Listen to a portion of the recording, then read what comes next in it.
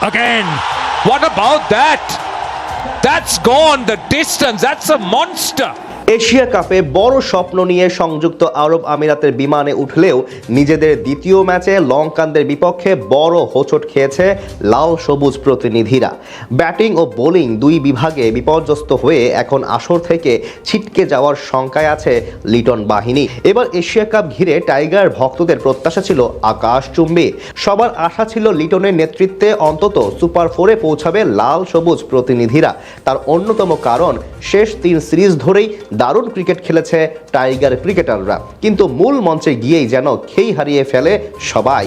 প্রথম ম্যাচে হংকংয়ের বিপক্ষে জয় পেলেও লঙ্কানদের বিপক্ষে দ্বিতীয় ম্যাচে হারতে হয় বড় ব্যবধানে, যার সুবাদে এখন নির্ধারিত লক্ষ্য থেকে অনেকখানি দূরে চলে গেছে লিটন বাহিনী।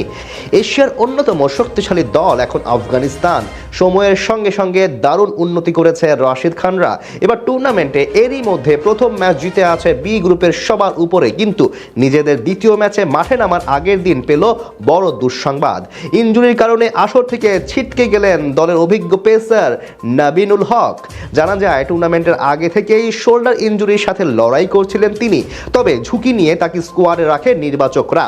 কিন্তু প্রথম ম্যাচ শেষ হয়ে গেলেও এখন পর্যন্ত সুস্থ হতে পারেননি তিনি। প্র্যাকটিসেও ঠিকমতো সময় দিতে পারছিলেন না নবীন, আর তাই আর সময় না বাড়িয়ে তাকে বাদ দেওয়া হলো স্কোয়াড থেকে, যার সুবাদে এখন পেস ইউনিটের অনেকখানি শক্তি হারিয়ে ফেলল আফগানিস্তান। অভিজ্ঞ এই ফাস্ট বোলার বরাবরই ভালো করেন বাংলাদেশের বিপক্ষে। তাছাড়া সংযুক্ত আরব আমিরাতের উইকেটে বেশ ভালো কার্যকারিতা রয়েছে তার। তাই স্বাভাবিকভাবে এই পেসারের বিদায় বিশাল ধাক্কা আফগান শিবিরের জন্য, সেই সঙ্গে বাংলাদেশের জন্য বড় সুখবর। পরিসংখ্যান বলছে বাংলাদেশের বিপক্ষে নবীনুল হক এখন অবধি 3 ম্যাচ খেলে শিকার করেছেন 6 উইকেট। ইকোনমি রেট মাত্র 6.5 এবং গড় 12.83। তাই স্বাভাবিকভাবে তার মতো পেসার ছিটকে যাওয়া প্রতিপক্ষ হিসেবে স্বস্তির খবরই বটে।